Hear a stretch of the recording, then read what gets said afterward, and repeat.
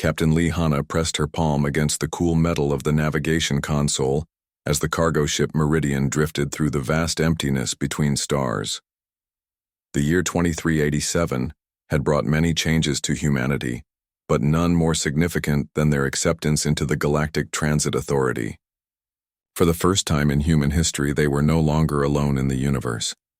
The hyperspace lanes stretched out before them like glowing ribbons of light, connecting thousands of worlds across the galaxy. These invisible highways allowed ships to travel impossible distances in mere days, linking civilizations that would otherwise never meet. Hana had been flying these routes for 3 years now, and the sight still filled her with wonder. Her current cargo hold contained medical supplies bound for the Altarian colonies and rare crystals heading to the shipyards near Centauri. It was routine work, but honest work. Humanity had earned its place in galactic society through reliability and fair dealing, not through conquest or advanced technology. They were the newcomers, the young species learning to navigate a galaxy filled with beings far older and wiser than themselves. The communication panel chirped softly. Hana activated the screen and saw the familiar face of traffic controller Vex, a blue-skinned Andromedian with large, kind eyes. Meridian, you are cleared for approach to Nexus Station. Bay 7 is reserved for your arrival. Thank you, Control. Estimated arrival in 2 hours. Nexus Station was one of the great trading hubs of the galaxy, a massive structure that housed representatives from dozens of species. As Hana guided her ship into the docking bay, she could see vessels of every imaginable design. Some looked like organic growths, others like geometric puzzles, and a few defied any description at all. The station's corridors buzzed with activity. Tall, graceful beings with translucent skin walked alongside short, furry creatures that chittered in high-pitched voices. Mechanical beings rolled on wheels while others floated in bubbles of colored gas. The diversity was overwhelming, yet somehow it all worked together. Hana made her way to the central marketplace where traders from across the galaxy gathered to exchange goods and information. She had learned to navigate these crowded spaces, carefully, always polite but never too friendly. Trust was something that had to be earned slowly in galactic society. At the Altarian medicine booth, she completed her delivery and collected payment in galactic credits.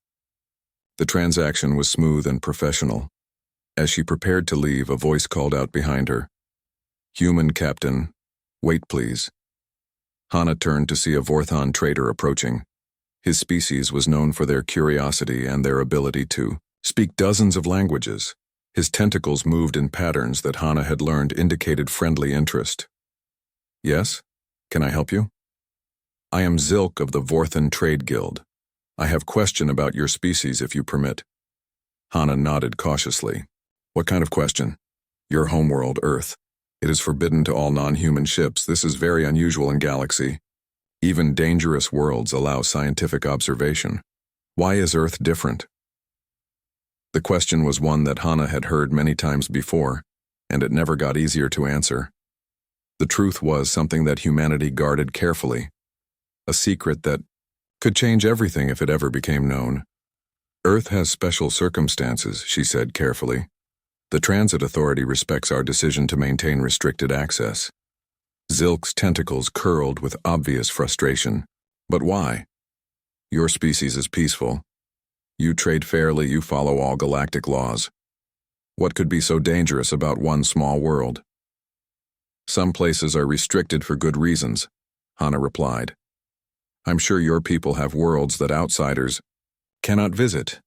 "Yes, but we explain why. Sacred sites, dangerous environments, protected species. You humans say nothing, only no access and for universal safety. This makes other species very curious." Hana felt a chill run down her spine. Curiosity was dangerous when it came to Earth. Too many questions could lead to investigations, and investigations could lead to discoveries that would terrify the galaxy. "I understand your curiosity," she said, "but some mysteries are better left unsolved." She turned to leave, but Zilk called after her again. "Captain, my species has explored this galaxy for thousands of years. We have seen worlds where time moves backward, stars that sing and creatures made of pure energy. Nothing in the universe frightens us. What could possibly be so terrible about Earth? Hana stopped walking. She turned back to face the alien trader, and for a moment, she let her carefully maintained composure slip. In her eyes, Zilk saw something that made his tentacles go rigid with alarm. "You're wrong," she said quietly. "There are things in this universe that should frighten you, things that should frighten everyone. The line around Earth exists for a reason, and I pray to whatever gods you believe in that no one is ever foolish enough to cross it." She walked away, leaving Zilk staring after her with growing unease. The Vorthan trader had seen fear in the human captain's eyes. But it wasn't fear of punishment or consequences. It was the fear of someone who knew a terrible secret, someone who understood that some boundaries existed not to keep others out, but to keep something far worse from getting free. Ambassador Krekthar stood at the observation deck of the neutral Station Harmony, watching the stars through the massive viewing window. His crystalline body glowed with a soft blue light that pulsed faster when he was thinking hard. For 3 months, he had been trying to get answers about Earth's mysterious restriction zone, and for 3 months, he had been politely turned away by every human official he met. The Andromedan Exploration Guild had trusted him with this mission because of his reputation for solving mysteries. His people had mapped more of the galaxy than any other species. They had discovered singing, gas giants thinking nebulae, and planets where gravity flowed upward. Yet Earth remained the one place they could never study, never visit, never understand. The door behind him opened with a soft hiss. Ambassador Krekthar turned to see Director Kim Soo-jin entering the meeting room. The human woman was tall and elegant, with black hair pulled back in a simple style. Her dark eyes showed nothing of what she was thinking. In all their previous meetings, she had been polite but firm. Today, something felt different. "Director Kim," Krekthar said, his voice making crystalline chimes in the air. "Thank you for agreeing to meet with me again." "Ambassador," she replied, taking a seat across from him. "I understand you have concerns about our territorial boundaries." Krekthar's body pulsed brighter with excitement. Finally, she was willing to discuss the subject directly instead of changing the topic. "Director, my species has been exploring space for over 10,000 years. We have visited worlds that exist in 7 dimensions, stars that burn with cold fire, and civilizations that build their cities inside black holes. We fear nothing in this galaxy because we understand it. But Earth is different," Kim finished for him. "Yes, your system is the only place in the entire galaxy that is completely forbidden to outside visitors. Even the most dangerous worlds allow scientific observation from a safe distance. The poison worlds of Kepler, the reality storms of Vega, the time distortions near Sagittarius. All of these can be studied, but not Earth." Kim was quiet for a long moment, studying the alien ambassador. When she spoke, her voice was careful and measured. "Tell me, Ambassador, in all your explorations, have you ever found something that made you wish you had never looked for it?" The question surprised Krekthar. "What do you mean?" "I mean knowledge that is too dangerous to possess. Discoveries that are better left undiscovered. Truths that can destroy those who learn them." Krekthar's crystalline form flickered with confusion. "Knowledge is never dangerous. Understanding brings wisdom. Wisdom brings peace." Kim smiled, but it was not a happy smile. "That is a beautiful belief, Ambassador. I hope you never have to learn how wrong it can be." "Are you saying that Earth holds dangerous knowledge?" "I am saying that some boundaries exist not to keep others out, but to keep something in." The words hung in the air like a threat. Krekthar felt something he had never experienced in his 3 centuries of life: fear. Not fear of the unknown, but fear of the known. Fear of what the human woman was not saying. "Director, your species has been model members of galactic society. Your trade is fair, your technology helpful, your culture enriching. Why would you hide your homeworld unless you were ashamed of it?" "We are not ashamed of Earth, Ambassador. We are terrified of it." The admission hit Krekthar like a physical blow. His crystalline body went completely dark for a moment before flaring back to life. "Terrified of your own homeworld?" Kim stood and walked to the viewing window, looking out at the stars. Do you know what makes humans different from every other species in the galaxy, Ambassador? You are young. You learn quickly. You adapt well to new situations. No, Kim said softly. What makes us different is that we know what we are capable of becoming, and that knowledge keeps us awake at night. Krekthar rose from his chair, his body now pulsing with urgent light. Director, I must know what you are hiding. My people will not rest until we understand. We will petition the Galactic Council. We will demand answers. Kim turned from the window, and for the first time in their meetings, her careful mask slipped. What Krekthar saw in her face made his crystalline form go completely still. Ambassador, she said, her voice barely above a whisper, I have given you fair warning. I have tried to protect you from your own curiosity. But if you persist in this course of action, if you attempt to breach our boundaries or pressure the Council to force our hand, then you will learn the truth. And what truth is that? That some cages are not built to imprison the dangerous. They are built to protect the innocent from what lives inside. Kim walked toward the door, then paused. I strongly advise you to let this matter rest, Ambassador, for your sake, and for the sake of every living being in this galaxy. The door closed behind her with a soft whisper, leaving Krekthar alone with his thoughts. The ambassador stared out at the stars, his mind racing with possibilities. What could be so terrible that an entire species would lock themselves away from the galaxy? What secret could be worth such extreme measures? He made his decision. Within the week, he would organize a secret mission to Earth. Whatever the humans were hiding, he would discover it. The truth was worth any risk. He had no idea how wrong he was. 2 weeks after his meeting with Director Kim, Ambassador Krekthar stood on the bridge of his personal research vessel Curiosity. The ship was small but fast, designed for exploration rather than combat. His hand-picked crew of 5 had agreed to the dangerous mission despite knowing they could face serious punishment from both their own government and the Galactic Council. Drop us out of hyperspace at the edge of the Sol system.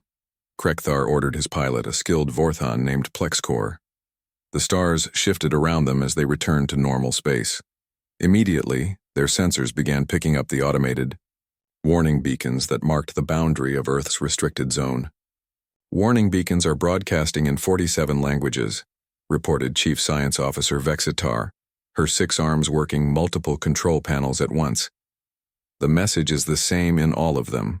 Restricted zone, no alien vessels beyond this point for universal safety. Any human patrol ships in the area? Krekthar asked. Negative, Ambassador. Our scanners show no active vessels within sensor range. Krekthar's crystalline body pulsed with nervous energy. Then we proceed. Take us in slowly, full sensor sweep. I want to know what the humans are so desperate to hide. As they passed the orbit of Neptune, their instruments began registering strange readings. The outer planets appeared normal, but there were massive structures in orbit around each one.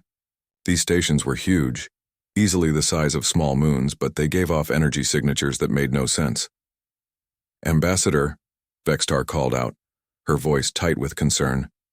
I am detecting quantum fluctuations that should not be possible. It is as if space itself is becoming thicker as we move deeper into the system. Explain, Krekthar demanded. I cannot explain it. According to our instruments, the basic laws of physics are becoming unstable. Matter is behaving differently here than it does in the rest of the galaxy. As they crossed Jupiter's orbit, their problems became worse. Half of their scientific equipment stopped working properly. The ship's computer, normally calm and precise, began speaking in broken sentences about things that made no sense. Warning, the AI announced in a voice that sounded almost frightened. Reality drift detected. Substrate alteration in progress. Quantum foundation compromised. What does that mean? Asked helmsman Trokvan, a young officer on his first deep space mission. Before anyone could answer, Navigation Officer Nixpel screamed. Everyone turned to look at him and saw something that froze their blood. His normally solid purple skin was flowing like liquid. His 3 eyes were changing color, and extra arms were growing from his sides. Look at your hands, Vexitar shouted. Krekthar looked down at his crystalline appendages and watched in horror as they began to shift and change. His body, which had been the same form for 3 centuries, was transforming into something else. Around the bridge, his entire crew was experiencing the same terrifying change. "What is happening to us?" Plexicor whispered, watching his tentacles split and multiply. "Emergency reverse," Krekthar ordered. "Get us away from here." But before they could change course, 3 sleek ships appeared around them as if they had materialized from empty space. The vessels were clearly human in design, bearing the symbol of the Earth Defense Corps. "Unknown vessel," came a calm voice over the communication system. "This is Captain Park Dong-hyun of the EDF Guardian. You are in violation of Treaty Section 7 Alpha. Cut your engines and prepare to be escorted." "We are peaceful explorers," Krekthar transmitted back, his voice crackling with fear. "We meant no harm." "I understand, Ambassador Krekthar," the human captain replied, and there was genuine sympathy in his voice. "But you have crossed a line that should never be crossed. Your crew is in immediate danger. Allow us to escort you to a safe distance before the changes become permanent." "Changes? What changes?" "Your bodies are adapting to Earth's influence. What you are experiencing is evolution compressed into minutes instead of millions of years. If we do not get you to a containment facility quickly, you will not survive the transformation." A tractor beam locked onto their ship and they found themselves being pulled toward a large station orbiting Mars. As they were drawn in, Krekthar stared out at the red planet below and realized that everything he thought he knew about the galaxy was wrong. "Captain Park," he transmitted weakly. "What is Earth?" "Earth is not a planet, Ambassador," came the reply. "It is a force of nature. It is evolution itself, concentrated into a single world. And we humans are not its masters. We are its children, shaped by powers that your species cannot imagine." As they docked with the quarantine station, Krekthar felt his consciousness beginning to expand in ways that hurt to think about. New senses were awakening, new ways of perceiving reality that his mind was not equipped to handle. "Why did you not tell us?" he whispered. "Because some truths are too dangerous to share," Captain Park answered. "Because knowledge of what Earth really is would terrify every species in the galaxy. Because we have spent centuries learning to control what we are, and we will not let that control be broken." The airlock opened and human medical teams rushed aboard to help the transformed crew. As they carried Krekthar to the medical bay, he understood at last why the humans had drawn their line in space. They were not hiding from the galaxy. They were protecting it. The quarantine station orbited Mars like a white metal moon, its corridors humming with technology that Ambassador Krekthar could not identify. His crystalline body had stopped changing, but he could still feel strange energies flowing through him. New thoughts appeared in his mind, thoughts that were not his own. His crew sat around a conference table, all of them forever altered by their brief exposure to Earth's influence. Captain Park Dong-hyun entered the bureau room with Director Kim Soo-jin behind him. The human captain was younger than Krekthar had expected, with kind eyes that seemed to carry a heavy burden. Director Kim looked tired, as if she had been fighting a long battle that no one else could see. "Ambassador," Kim said, sitting across from him, "I warned you not to come here. Now we must share a truth that we have kept hidden for 300 years. "What did you do to my crew?" Krekthar demanded, his voice making new harmonics that had never existed before. "What is happening to us?" "We did nothing," Captain Park replied quietly. "What you are experiencing is what Earth does to all living things. Not by choice, but by nature." He activated a holographic display that showed the solar system in detail.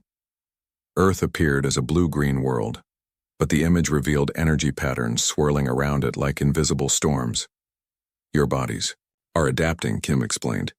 "You are evolving at an accelerated rate because of your proximity to Earth. What normally takes millions of years is happening in hours." "That is impossible," whispered Chief Science Officer Vextar, her 6 arms now split into 12 smaller appendages that moved with perfect coordination. "Is it?" Park asked. You have explored the galaxy for thousands of years. You have seen worlds where time moves differently, where gravity flows upward, where consciousness takes physical form. Why is rapid evolution impossible? Krekthar felt fear growing in his transformed mind. What are you saying? That Earth is some kind of weapon? No, Kim said, standing and walking to the window that looked out at Mars. Earth is not a weapon. It is something far more dangerous. It is potential incarnate. The hologram changed, showing Earth's internal structure. Deep within the planet's core, energy patterns moved in ways that hurt to look at directly. The patterns seemed alive, thinking, aware. Humanity did not evolve naturally, Park continued. We are the product of forces that your science cannot measure or understand.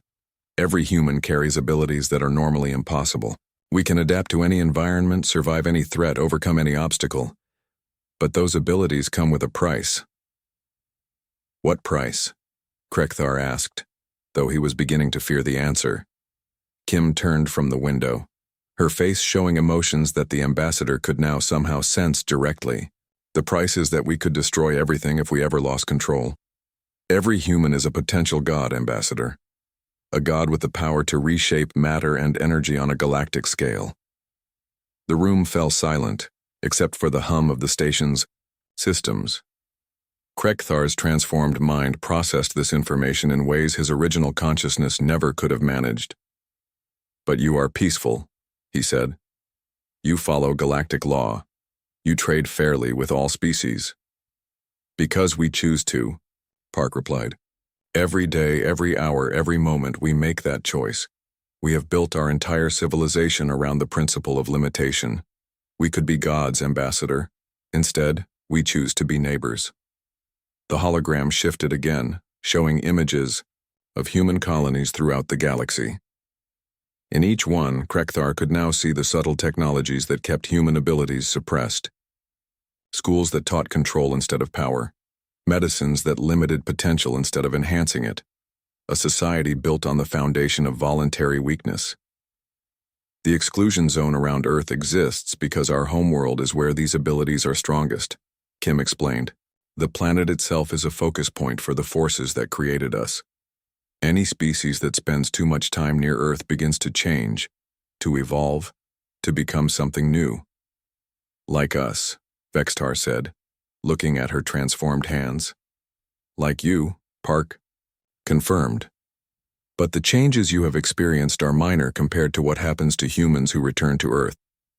We become something that the galaxy has never seen before. Something that could remake reality itself according to our will.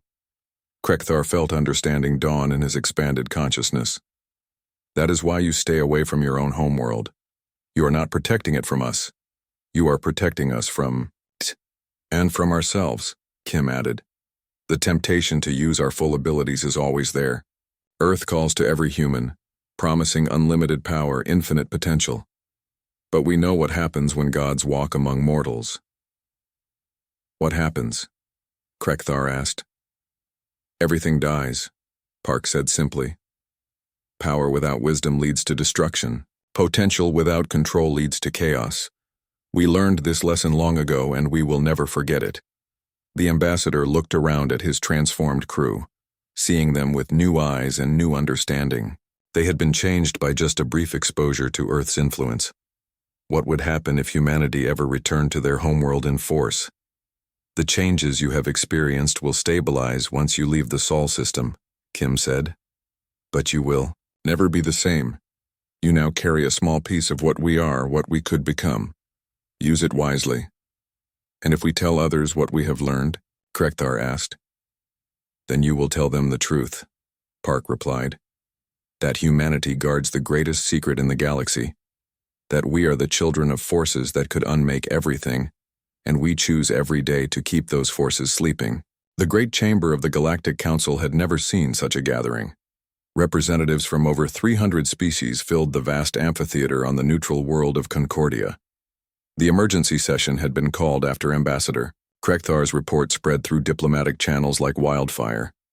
News of humanity's secret had reached every corner of civilized space within days. Krekthar stood at the witness platform, his crystalline form now permanently altered by his encounter with Earth's influence. New facets in his body caught the light in strange ways, and his voice carried harmonics that had never existed before. The transformation served as living proof of his incredible story. "Honored Council," he began, his words echoing through the chamber. "What I discovered in the Sol system changes everything we thought we knew about evolution, physics, and the nature of consciousness itself." The hegemony representative, a massive insectoid called Zeke, rose from his seat with an angry buzz of his wings. "These humans have lied to us all. They have hidden their true nature while living among us, trading with us, pretending to be harmless. They must be contained before they destroy us all." Murmurs of agreement rippled through parts of the assembly. Fear was spreading as quickly as the news had. Several species had already recalled their ambassadors from human space and closed their borders to human ships. "Contained how?" asked the Centauri delegate, her blue skin shimmering with concern. "They are spread across dozens of worlds. They have been our partners for decades. How do you contain an entire species?" "The same way they contained themselves," Zikmore replied. "Lock them in their home system and never let them leave." "That would be genocide," came a calm voice from the gallery entrance. All eyes turned to see Director Kim Soo-jin walking into the chamber, followed by a small group of human representatives. Behind them came an elderly Korean man that Krekthar did not recognize. The old man moved slowly but with dignity, his kind eyes taking in the assembled delegates without fear. "I am Dr. Cho Min-ho," the elderly man said as he approached the central platform. "I serve as Earth's keeper of memories. I have come to provide context for your deliberations." The chamber fell silent as Dr. Cho activated a holographic projector. The air filled with images that defied imagination. Star maps showing impossible geometries, evolutionary trees that branched in directions that hurt to think about, and civilizations that seemed to exist in multiple dimensions at once. 100 million years ago, Dr. Cho began, his voice carrying clearly through the vast space. This galaxy was ruled by beings who had transcended all physical limitations. They could reshape matter with a thought, travel between dimensions, create and destroy stars as easily as you might light a candle.